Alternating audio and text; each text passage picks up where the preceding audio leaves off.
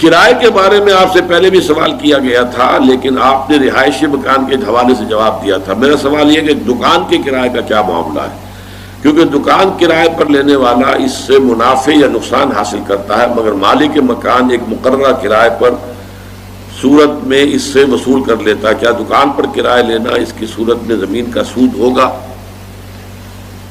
میرے نزدیک ایسا نہیں ہے۔ کرایہ جو ہے زمین کا یا مکان کا یا دکان کا، اس کی حرمت کے اوپر ہمارے پاس کوئی دلیل نہیں، اس لیے کہ دیکھیے شریعت کے اندر جب تک کہ کسی شے کے لیے ہمارے پاس نص قطعی نہ ہو ہم اس کو حرام قرار نہیں دے سکتے۔ کسی شے کو مکروہ کہہ سکتے ہیں، ناپسندیدہ کہہ سکتے ہیں، حرام کے لیے تو بڑا یعنی واضح ثبوت ہونا چاہیے، واضح ثبوت۔ جس طرح کسی حرام کو حلال کہنا جرم کبیرہ ہے، اسی طرح کسی حلال کو حرام کہہ دینا بھی بہت بڑا جرم ہے۔ تحلیل و تحریم اللہ کے